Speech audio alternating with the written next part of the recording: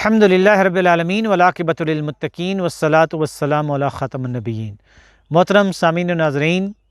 ایک انسان کی حیثیت سے ہم بہت سارے گناہ کرتے ہیں، جرائم کرتے ہیں، اور بعض گناہ اور جرائم ایسے بھی ہیں کہ جن کے بارے میں ہمیں علم بھی نہیں ہوتا کہ یہ کون سا گناہ ہے، کون سا جرم ہے اور اس کے کیا نقصانات ہیں۔ اللہ سبحانہ و تعالیٰ نے سورہ الاعراف کی آیت نمبر 40 میں ایک بہت بڑے گناہ یا جرم کا ذکر کیا ہے اور اس کی بڑی سخت سزا بتائی ہے۔ آئیے دیکھتے ہیں کہ سورہ الاعراف کی آیت نمبر 40 میں اللہ تعالیٰ نے مجھے اور آپ کو اور تمام انسانوں کو کیسے وارننگ دی ہے۔ اللہ تعالیٰ کا ارشاد ہے، اعوذ باللہ من الشیطان الرجیم، بسم اللہ الرحمن الرحیم، ان الذین کذبوا بآیاتنا واستکبروا عنہا لا تفتح لهم ابواب السماء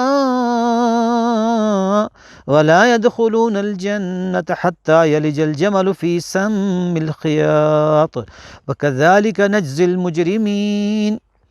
سورہ الاعراف کی آیت نمبر 40 کا ترجمہ اور تشریح مختصراً اس طرح سے ہے کہ بے شک جو لوگ ہماری آیات کو جھٹلاتے ہیں، تو کذبوا تکذیب یہ ہے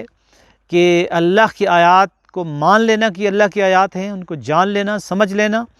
اور پھر ان کا انکار کر دینا، پھر ان سے منہ موڑ لینا، پھر ان سے پہلو تئی کرنا، پھر ان سے اعراض کرنا، پھر ان سے کنی کترا کے نکل جانا، اور واستکبروا عنہا، ان سے تکبر کرتے ہیں۔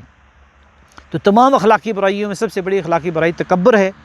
کہ میں بہت عقل مند ہوں، میں بہت دانا ہوں، میں بہت ذہین ہوں، اور میں جو سمجھتا ہوں بس وہ کافی ہے، مجھے جو ہے نا وہ کسی اور کے سمجھانے کی ضرورت نہیں ہے، نہ قرآن پڑھنے کی ضرورت ہے، نہ سمجھنے کی ضرورت ہے۔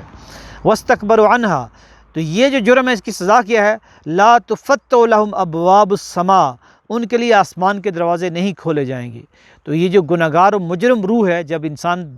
فوت ہوتا ہے، مرتا ہے، تو اس کی روح جب اٹھا کر آسمانوں کی طرف لائی جاتی ہے تو آسمانوں کے دروازے اس کے لیے نہیں کھولے جاتے۔ فرمایا کہ ولا يدخلون الجنہ، اور ایسے لوگ جنت میں ہرگز داخل نہیں ہوں گے، حتی یلج الجمل فی سم الخیاط، یہاں تک کہ اونٹ سوئی کے ناکے میں سے نہ گزر جائے۔ یعنی یہ ایک ایسی بات کی گئی ہے کہ یہ بالکل ناممکن ہے کہ جو لوگ اللہ کی آیات کو جھٹلاتے ہیں